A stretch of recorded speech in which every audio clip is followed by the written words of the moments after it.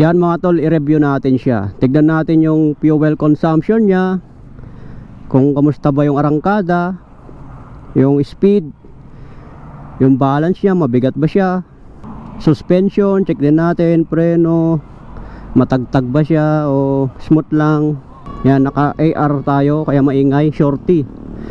Tapos yung link niya 61mm. So dito tayo sa Shell, i-review natin yung fuel consumption niya. Sa ngayon naka sports mode tayo. Wala akong sticker eh. Ano pangalan ng page niya? Boy Bakal. Ay, Boy Bakal? Ah. Gusto mo mag-boxing, punta kayo dyan sa gym ko. Ay, dyan? Oo, ako magte-training sa inyo. O, shoutout na kayo. Pala sa akin. Yung mga chicks nyo. Lami chis niya. Walang chicks. Dapat may chicks kaagad. Shoutout para sa'yo, Jens. Sige, sige. Oh, Ay, bomba. isa lang ah. Ay, isa. Yeah, sige. Full tank nito, 19 liters eh. Yan, okay na yan. Saktuhan lang dyan. 8,530. So, sa odo natin kukunin.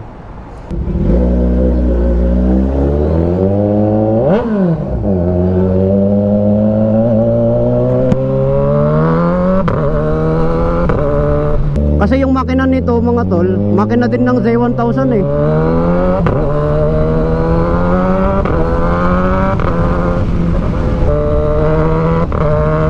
Aggressive din. Sarap.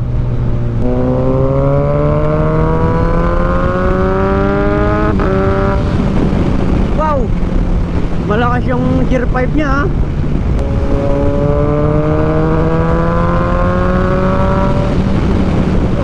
Kahit yung gear 6, meron siyang arangkada, auto blip. Sarap ng auto blip. Kahit umarangkada ka sa 4 and 5, malakas talaga, men.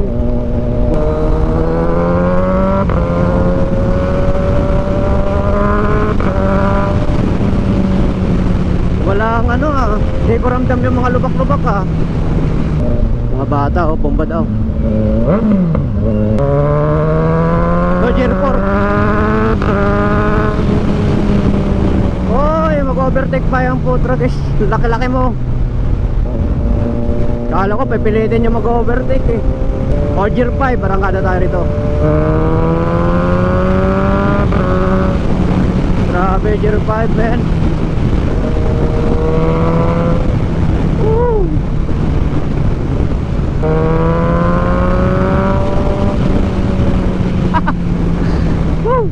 Pedestrian. Busina tayo. 4 and 5 ka lang marangkada, ayos na.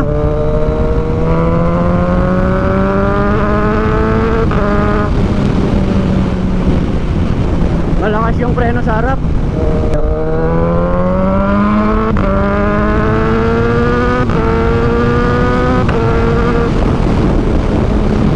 Mga ganun, normal lang.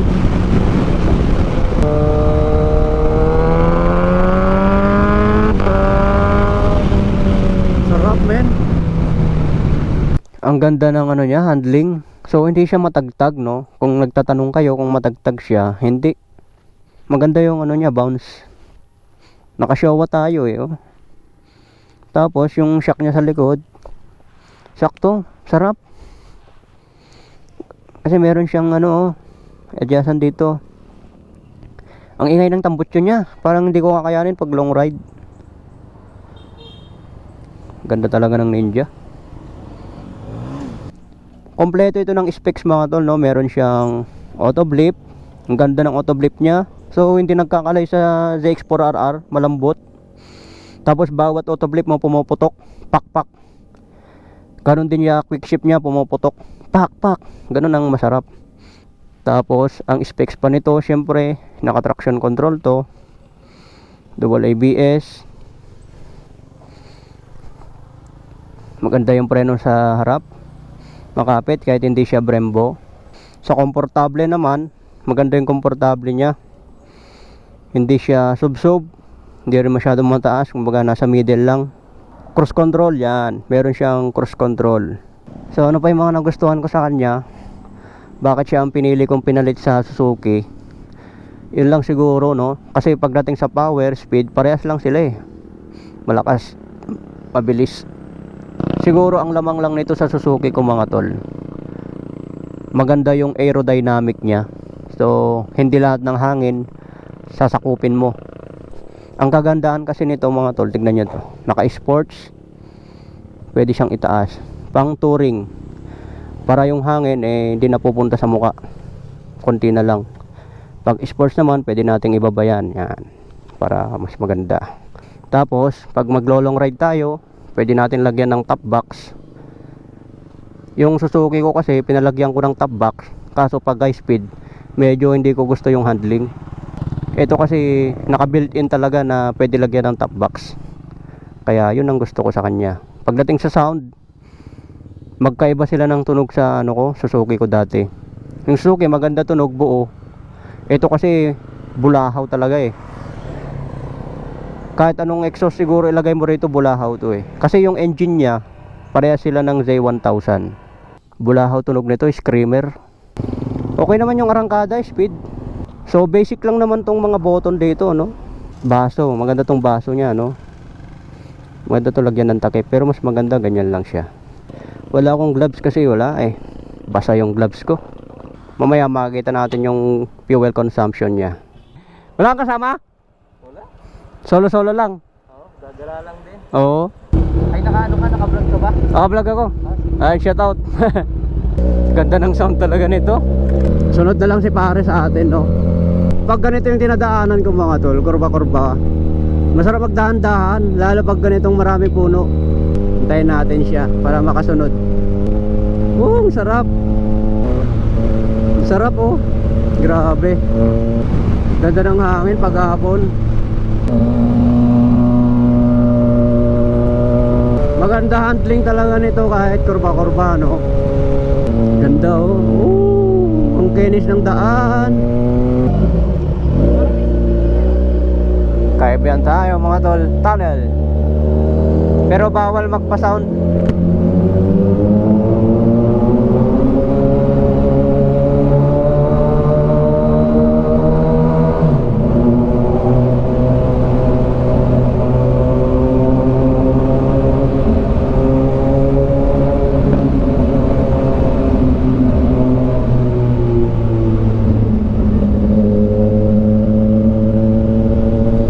Bawal magpa-sound kasi doon. Pinagbabawal nila. Alright, dito lang tayo magtambay.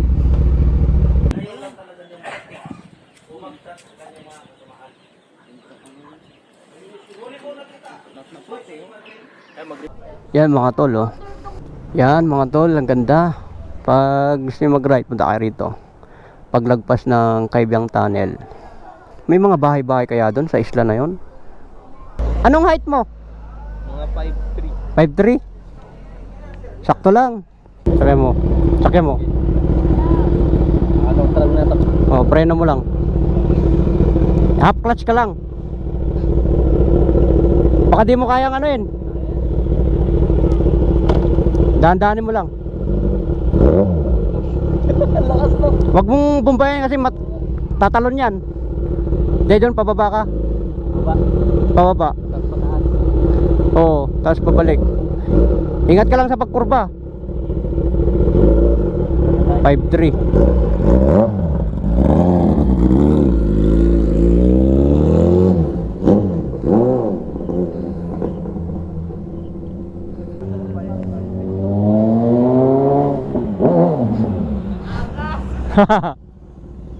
Tuwang tuwa. Dito. Bagay pala eh. Dito na lang. Thank you. Lakas tunog no. Isang pitik mo lang yan, malayo na agad. Pag nandun nga Kaya nga sabi nila, mga big bike kayabang magpatakbo, pero normal eh. Masarap talaga sa pakiramdam kasi no. Hindi kasi Lalo pag pag binirit mo. Pagka sila sumakay, masarap sa Oo. pakiramdam eh no. Kaya nga. Bye.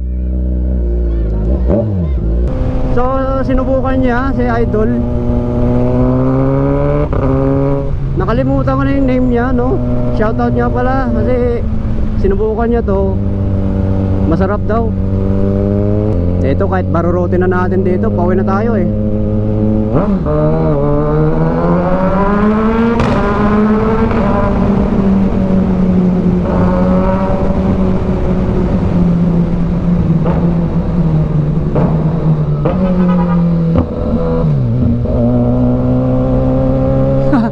Ang lakas ng tunog. Mas gusto ko yung gulong ng Batlax S20 to, madali kurba. Ito kasi palapad eh. Pagdating sa power, wala kang masabi rito. Mamaw. Komportable, panalong panalo. Suspension, panalo rin. Hindi rin matagtag. Sa gasolina, tignan natin mamaya. Kaya kapag ganito ang motor talaga, eh, siguradong isama mo na sa budget ang gasolina. Isipin mo na lang, bumili ka ng pyesa para hindi mo na isipin yung gas consumption. Ang nakakatakot sa kurbada kasi mga tol, kahit maingat ka, kahit hindi ka kumakain ng linya, kapag meron kang kasalubong na kamote talaga, yung nag-overshoot, nako, madadamay ka talaga. Kaya sa mga kapwa ko rider, ingat, no? Sarap talaga pag naka quick shift auto blip. Less pagod sa kamay, relax lang, oh. Siguro kahit ilong ride ko to, kayang-kaya. So bala ko ilong ride to Cordillera Apari, Cagayan Valley. So bala ko siya ilong ride mga tol. So napakasarap siguro na biyahe no, no? Mula Cavite hanggang Apari.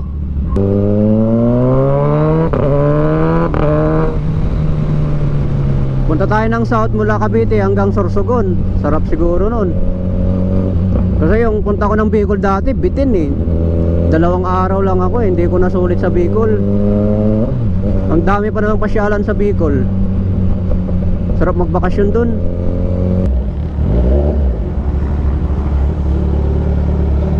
Full tank ulit. Oops, oh yan, ganyan kanina. Ganyan kanina no? Oo, ganyan.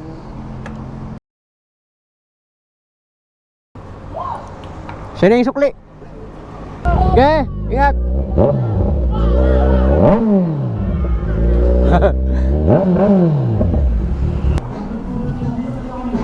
Mga gusto magboxing. Sir. Balita. Ha? Ha? Papalit mo na ako. Sir. Ayos. Yung mga gusto mag-gym mga tol.